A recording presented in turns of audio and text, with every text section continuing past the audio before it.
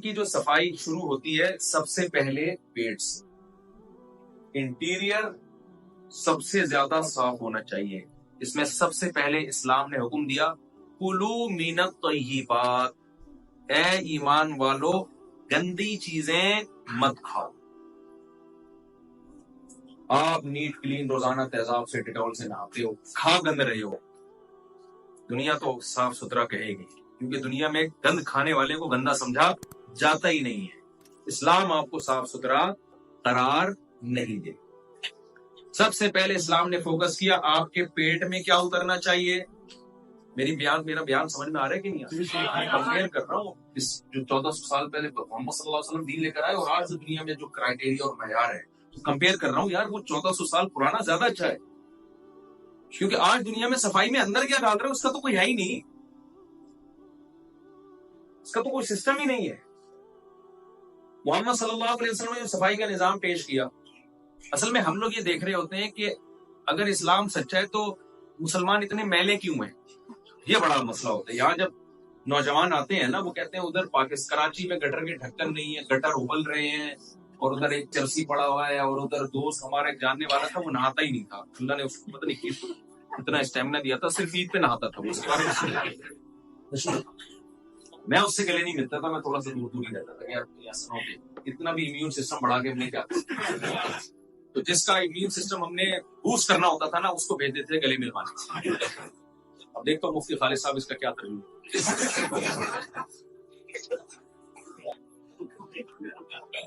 خالد صاحب کی بڑی ہاتھ بھائی تو وہ گورے نہیں سمجھیں گے یہ کیا کہہ رہے ہیں، وہ نہیں سمجھوں کہ سمجھ میں نہیں آئے گا. تو ایسا نہ وہ بولے وہی والی جاپانی والی بات ہو جائے گی میری سسٹر کا کیا. تو ہماری جو ینگ جنریشن جب آتی ہے وہ دیکھتی ہے یار باتیں صفائی کی مسلمان کرتے ہیں، ادھر گندگی ادھر کیا ہے صفائی ہے. تو بھائی وہ مسلمان گڑبڑ کر رہا ہے. اسلام کا نظام طہارت اگر دیکھو تو وہ آج جو دنیا نے صفائی کا معیار جس چیز کو بنایا ہے، جو محمد صلی اللہ علیہ وسلم نے جو سسٹم دیا تھا وہ آج سے کروڑا گنا بہتر ہے. وہ تو پرابلم یہاں سے اری مسلمان نے چھوڑ دیا اس کو. مسلمان کی ذمہ داری تو نہیں لی نا اللہ تعالیٰ نے، لیکن ہم نے جن بزرگوں سے ملے، جن علماء کی صحبت میں ہم نے وقت گزارا ہے، جنہوں نے اسلام کو حقیقت میں فالو کیا ہے، وہ ایسی صفائی ستھرائی والی ان کی لائف تھی کہ میں اگر آپ کو اپنے شیخ حضرت مفتی رشید احمد صاحب رحمہ اللہ کے صفائی کے واقعات بیان کرنا شروع کر دوں تو آپ کہو کہ شاید مفتی صاحب جو ہے نا وہ جھوٹ بول رہے ہیں. ہم نے اصل میں ہمارے جیسے پاڑے ترچھے لوگوں کو دیکھا ہو جو اہل اللہ کی صحبت میں آپ جو سچی مچی کے اللہ والے لوگ ہیں نا آپ ان کی صحبت کے وقت گزارے تو پتہ چلے گا کہ اسلام میں کتنا حسن ہے اور حقیقی اسلام ہے کیا. تو اسلام کی جو طہارت ہے میں ذرا جلدی اس کو ٹاپک کو مکمل کروں. وہ سب سے پہلے کہاں سے شروع ہوتی ہے؟ کھانا کیا ہے؟ گندا نہیں. تو گندگی سے متعلق اسلام نے احکام دیے. پہلا لفظ اسلام نے کیا بتایا؟ کلو من الطیبات، پاکیزہ کھانا ہے، گندا نہیں کھانا. اب گندگی کی قسمیں بھی اسلام نے بیان کی. دیکھو جب بھی کوئی حکم مبہم بیان کیا جائے گا نا اس کی ڈیٹیل آپ بیان نہیں کریں گے، اس کا مطلب آپ اس حکم پر عمل کروانا ہی نہیں چاہتے. مثال کے طور پر میں کسی کو مناظرے کا چیلنج کروں کہ آؤ میرے ساتھ مناظرہ کرو، اگلا کیا میں آ رہا ہوں کس ٹاپک پہ بات ہوگی، میں کہوں کسی ٹاپک پہ نہیں بس آ جاؤ. اس کا مطلب ہے کہ آپ بات چیت کرنا چاہتے ہی نہیں. پھر ٹاپک دے دیا چلو بھائی کتنی دیر تم بات کرو گے کتنی دیر میں کہا چھوڑو ان باتوں میں کیا رکھا ہے آ جاؤ بات کرتے ہیں. اس کا مطلب کہ جو آدمی ڈیٹیل میں نہیں جانا چاہ رہا اس کو ایکسپلین نہیں کر رہا اس کی شرائط متعین نہیں کر رہا، اس کا مطلب وہ بات چیت کرنا چاہتا ہی. تو خوب یاد رکھو جب بھی کوئی آرڈر مبہم مجمل دیا جائے اس کو آپ ڈیٹیل میں جا کے ایکسپلین نہیں کر رہے ہوتے، اس کا مطلب آپ صرف ایک فارمیلٹی پوری کر رہے ہو، آپ لوگوں کو اس حکم پر چلانا نہیں چاہتے. جیسے آج کل ویمن رائٹس اور ہیومن رائٹس کی بڑی باتیں ہو رہی ہیں. ویمن رائٹس جب پوچھا جائے کہ ویمن میں کیا مطلب کیا ہے، ویمن کی تو مختلف قسمیں ہیں نا. وومین آپ کی اماں ہوگی، وومین آپ کی بہن ہوگی، وومین آپ کی بیٹی ہوگی، وومین آپ کی وائف ہوگی، وومین آپ کی پڑوسن ہوگی، وومین آپ کی گرل فرینڈ ہوگی، وومین آپ کی کلیگ ہوگی. تو کس کا کیا حق ہے اس ڈیٹیل سے دنیا کیا ہے بولو خاموش. یہ کوئی ایکسپلین نہیں کر سکتا. اس لیے ویمن کے سارے رائٹس کی ایسی کی تیسی ہو. اماں اولڈ ہاؤس میں جا رہی ہیں تو کیا رائٹس ہو گئے بھائی. اسلام جب ویمن رائٹس کی بات کرتا ہے اسلام کہتا ہے بھائی دیکھو اماں ہے تو اس کا حق کیا ہے؟ بڑھاپے میں اگر وہ تمہیں ستاتی ہے، چڑچڑا پن پیدا ہو گیا، ڈانٹتی ہے، تو لا تقل لہما اف، نہ ابا کے سامنے اف کرنا ہے نہ اماں کے سامنے. میں سمجھا پا رہا ہوں اپنی بات؟ ایکسپلین کر رہے ہیں نا. اماں ہے تو پھر یہ حکم، بیگم ہے اگر تو پھر اس کا حکم یہ ہے کہ ساری زندگی نان نفقہ کس نے اٹھانا ہے؟ بولو نا کیا ہوگا، بول نہیں رہے، شوہر نے اٹھانا ہے اس کا نان نفقہ. سمجھ رہے ہو کہ نہیں سمجھ رہے؟ اولاد ہے تو تا حیات بیٹی کا خرچہ تمہارے اوپر جب تک اس کی شادی نہیں ہو جاتی، اور بیٹے کا خرچہ جب تک بالغ نہیں ہو جاتا کس کے اوپر ہے؟ باپ کے اوپر ہے. تو رائٹس کو ایکسپلین کر رہا ہے نا. بہن ہے تو اگر اس کی کوئی جاب ہے، وہ کما رہی ہے تو تمہارے ذمہ خرچہ نہیں ہے. اگر وہ کما نہیں رہی ہے تو پھر باپ کے ذمہ خرچہ ہے. اگر باپ بھی نہیں ہے تو پھر یہ دیکھا جائے گا کہ وَعَلَى الْوَارِثِ مِثْلُ ذَلِكَ، قرآن میں اللہ نے ارشاد فرمایا کہ وارثین پر خرچہ ان کی وراثت کے بقدر ڈیوائڈ ہوتا ہے. یعنی دیکھا جائے گا یہ خاتون اگر مر جاتی تو اس کی وراثت اگر ہوتی تو کس کو کتنا حصہ ملتا. تو زندگی میں اس کا ٹوٹل نان نفقے کا اتنے پرسنٹ انہی وارثوں پر آ رہا ہے جو ان کی وراثت لے. میں سمجھا پا رہا ہوں اپنی بات؟ جی. دیکھو ایک خاتون کی اگر ڈیتھ ہو جائے، اگر عورت کے والد ہے نا تو ٹوٹل اولاد کا خرچہ میں کوئی شریک نہیں ہوتا، والد ہی ہوتا ہے. وَعَلَى الْمَوْلُودِ لَهُ رِزْقُهُنَّ وَكِسْوَتُهُنَّ بِالْمَعْرُوفِ، اور دیگر قرآنی آیات اور نصوص سے پتہ چلتا ہے کہ باپ پر ہی اولاد کا خرچہ ہے. باپ نہ ہو تو کیا ہو؟ باپ نہ ہو تو اسلام نے بتایا کہ گورنمنٹ پہ نہیں ہے بلکہ اس کے قریبی رشتہ داروں پہ خرچہ ہے. قریبی رشتہ داروں پہ کیسے ڈیوائڈ ہوگا؟ یہ دیکھا جائے گا اگر اس کے پاس جتنا پیسہ تھا اگر یہ مر جاتا یا مر جاتی تو اس کے وارثوں کو اس کی وراثت میں سے کتنے پرسنٹ ملتا. تو جتنے پرسنٹ ملتا اس کا نان نفقہ بھی اس وارث پر اتنے پرسنٹ ہی لازم. نہیں یہ بات میں رکھا نہیں، کیونکہ مرنے کے بعد تو آ جائیں گے اپنا حصہ لینے کے لیے. جب نہیں مری ہے تو بھی تو اس کا حصہ دو نا. کتنا بہترین لا، ایک قانون بنا دیا. تو ڈیٹیل میں جا رہے ہیں نا اسلام، ایک ایک چیز کو ایکسپلین کر رہے ہیں. تو ہم عورت کے بارے میں جب اسلام سے پوچھتے ہیں، اماں کا یہ حق ہے، بہن کا یہ حق ہے، خالہ کا کیا حق ہے؟ الخالۃ بمنزلۃ الام، نبی نے فرمایا خالہ بھی کیسی ہے؟ ماں کی جیسی ہے. تو پڑوسن کا کیا حق ہے؟ پڑوسن کا حق یہ کہ اس سے آپ نے بات چیت اسلام نے بتایا. وہ اگر آپ سے فری ہونے کی کوشش کر رہی ہے تو آپ نے اس کو فری نہیں کرانا. یہ پڑوسن کا حق ہے. دنیا میں ایسا حق ہے کسی کا؟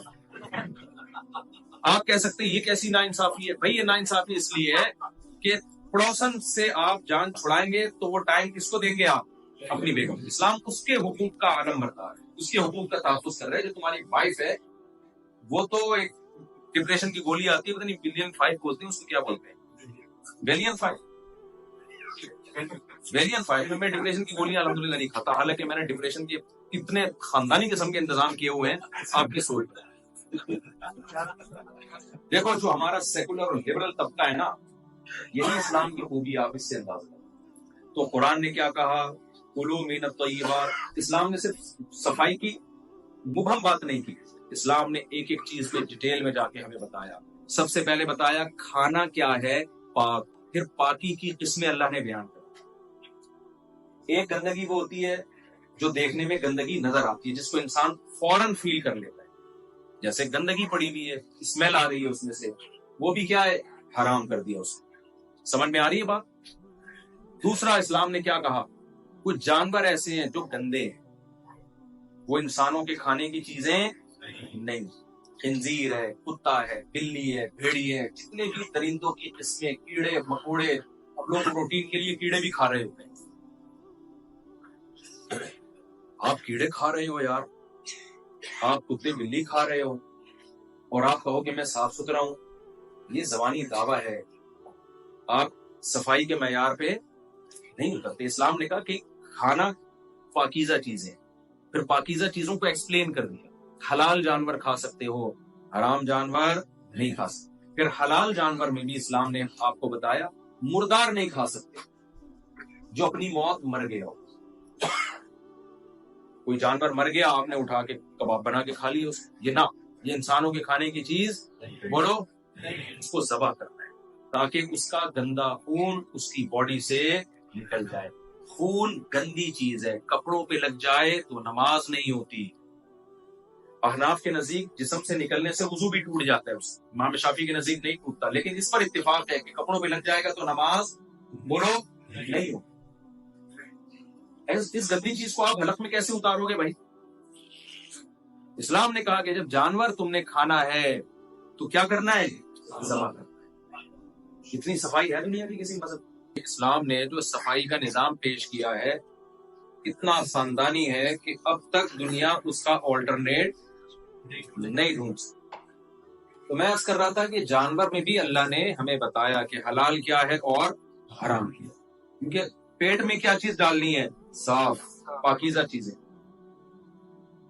پھر جانور کو ذبح کرنے کا حکم ہے تاکہ اس کی گندگی اس کے جسم سے نکل جائے۔ خون درندوں کے پینے کی چیز ہے، انسانوں کے کھانے اور پینے کی چیز خون نہیں ہے۔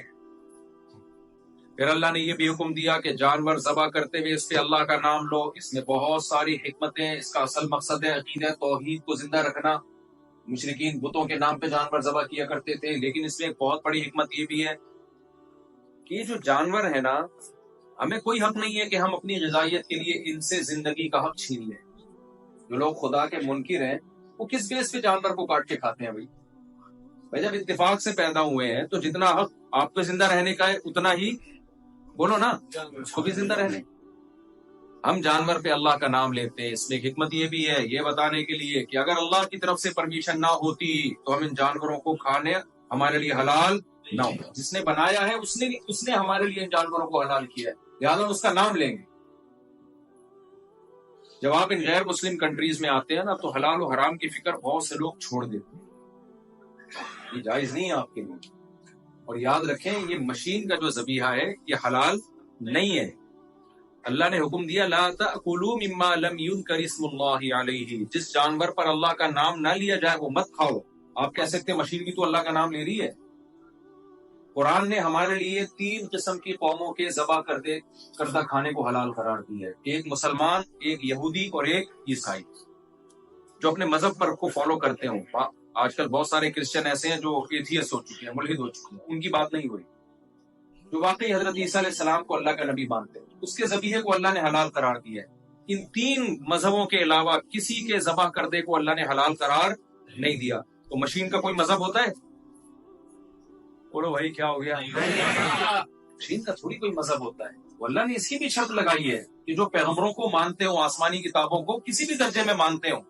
یہی وجہ ہے کہ ہندو جب ذبح کرے گا تو ہمارے لیے حلال نہیں ہے، سکھ جب ذبح کریں گے تو چاہے 100 دفعہ اللہ کا نام لے لے ہمارے لیے حلال نہیں، کیونکہ پیغمبروں کے سلسلے کو نہیں مانتے۔ یہودی مانتے ہیں، عیسائی مانتے ہیں، مسلمان مانتے ہیں، اس لیے ان کا ذبیحہ حلال ہے۔ تو جب آپ سب لوگ جو اس بات کا اہتمام کریں گے کہ بھئی ہینڈ سلاٹر ہونا چاہیے، ہاتھ کا ذبیحہ ہونا چاہیے، تو یہاں کی گورنمنٹ آپ کو سہولت دے گی۔ ضرورت ایجاد کی ماں ہے نا، جس چیز کی ضرورت ہوتی ہے وہ چیز سوسائٹی میں آ جاتی ہے۔